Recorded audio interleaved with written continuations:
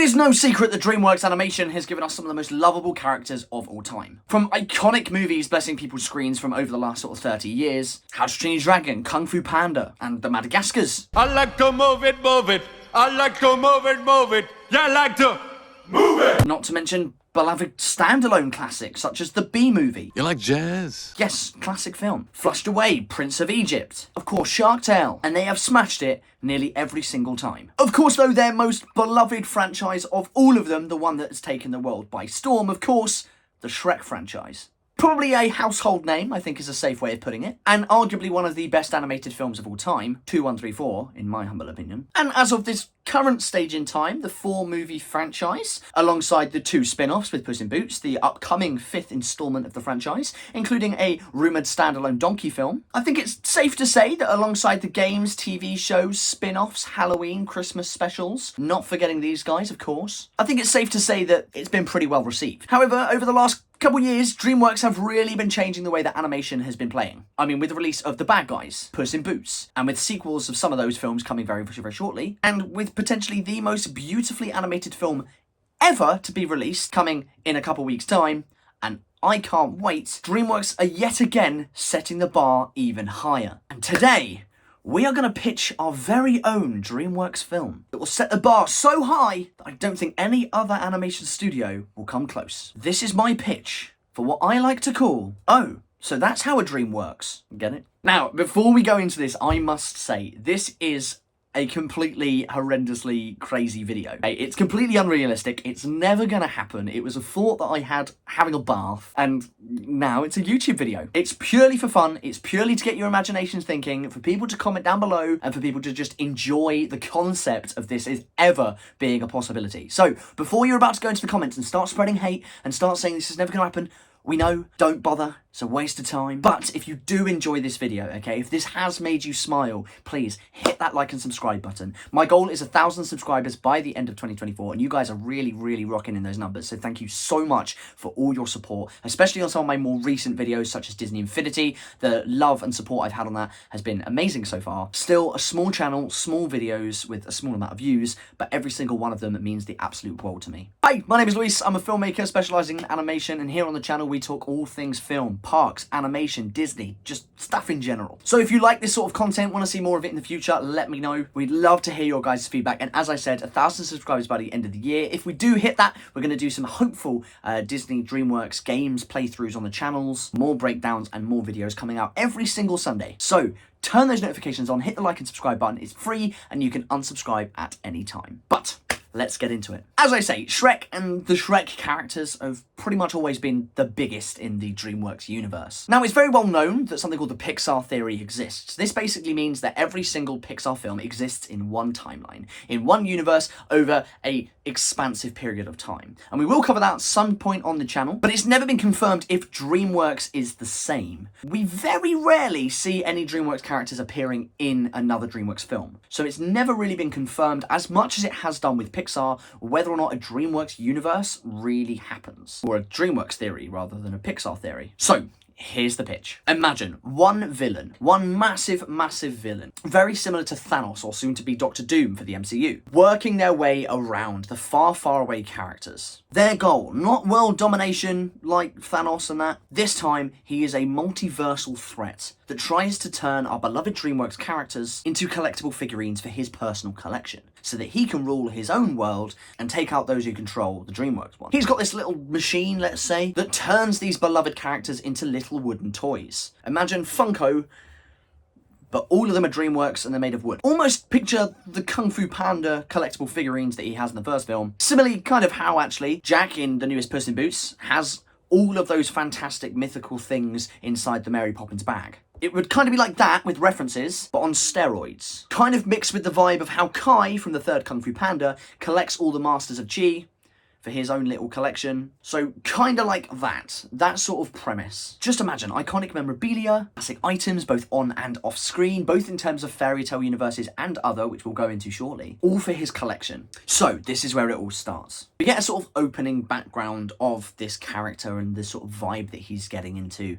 and why he's operating the way he is. But this time, the film doesn't necessarily centre around Shrek, because when smaller characters start to go missing, Shrek and Fiona try and save the day. However, it doesn't quite work and Shrek and Fiona are missing. This leaves Puss, Donkey, Gingy and Pinocchio to rule the kingdom. It is then revealed that the big bad of the Shrek universe, as we're calling it, has slowly been making his way through Far, Far Away, luring our beloved characters into traps to then change them into these collectible figures. So, peek on the big bad wolf. Sorry to the three blind mice. However, because our sort of main cast of characters are just comedically hilarious and a little bit slow, none of them realise, until Puss in Boots noticed, that 95% of the town is missing. It's a ghost town. They're only made aware of the situation when two of the three little pigs run back to the castle asking for Puss, Donkey, Gingy and Pinocchio's help. They, in their slightly comedic, crazy way, try to explain what has happened and that Shrek and Fiona are the latest ones to have joined them. They manage to get away just in time, however one of the three little pigs still remains inside the lair, the dungeon. And they basically inform our sort of main four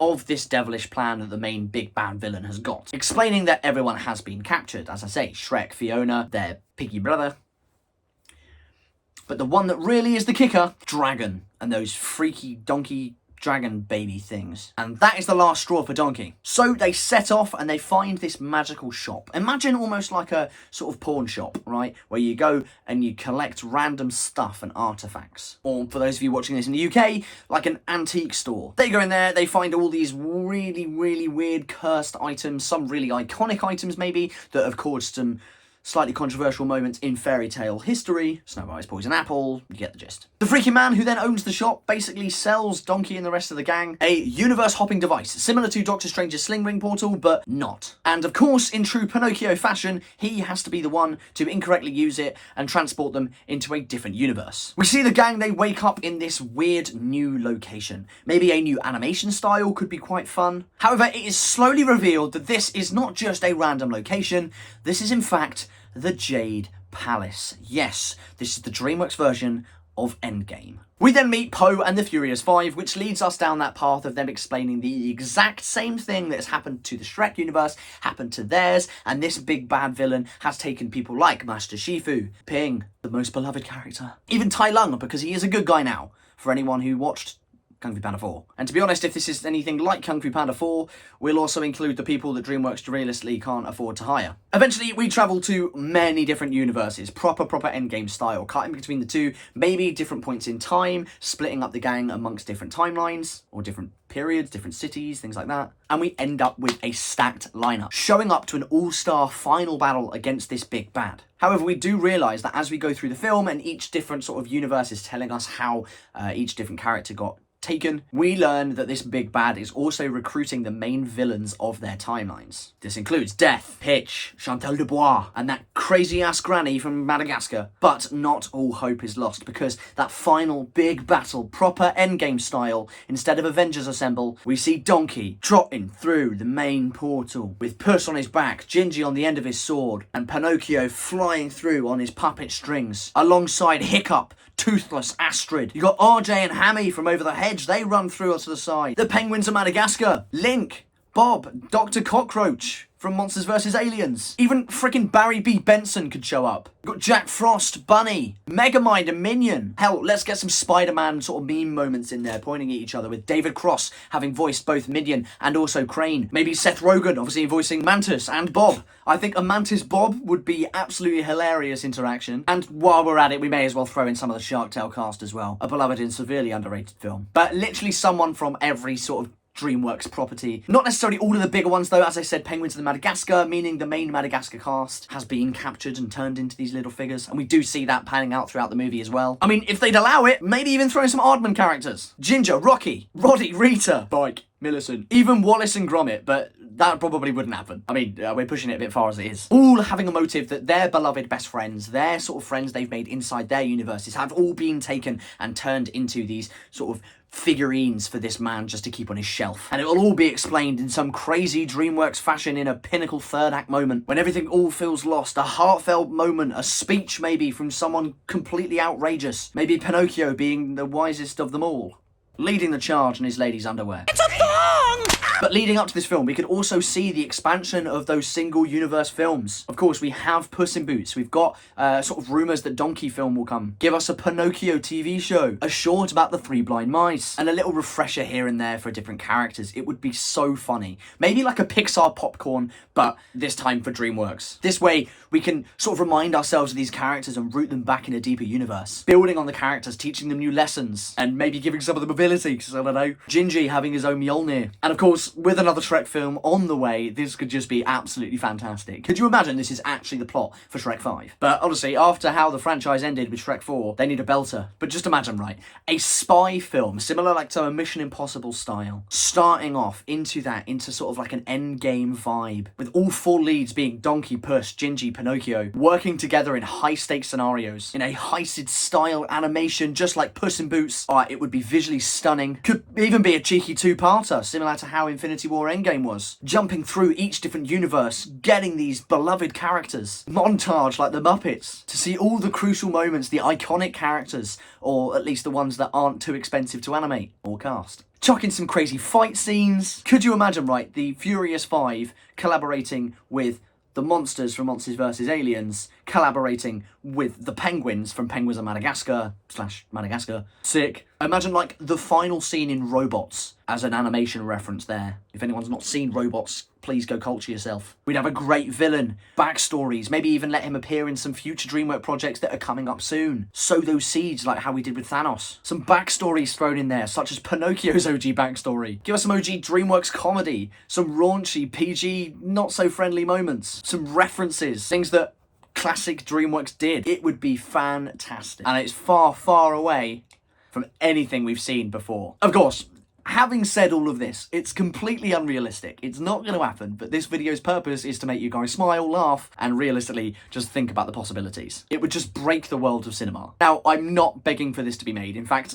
I would highly doubt this even ever sees the light of day. I mean, I'll give it a try if and when I get to DreamWorks, but I can't make any promises. But of course, we would love to see more of these beloved characters, especially in a way that realistically you don't have to make a sequel. You don't have to ruin the legacy of certain films. It would just be so funny to see. And of course, like I say, it has been confirmed that we will see more of the Shrek gang anyway in Shrek 5. And of course, we did see that at the end of Puss in Boots, there is a scene with the Far, Far Away. Doesn't necessarily mean we're going to see everyone all together again. Of course, Kitty Softpaws and that freaky ass dog is with Puss at the end of the film, so maybe those guys are joining the rest of the Shrek gang. But I'm just excited that we've got more content coming because, as I said at the beginning of the video, DreamWorks are getting better and better and better every single day. They are creating astounding new animated films. And weirdly, it almost feels like they're split up into different factions. Because you've got one side of the studio which is creating visual insanity, such as the bad guys, such as the Wild Robot, Puss in Boots, of course. And you've got the others who are on Megamind and stuff like that. So I'm excited to see what type Shrek's going to be. Are we going to go back to the original style that we are used to for the first 4 films? Or are we going to be switching it over to that Puss in Boots style? Personally,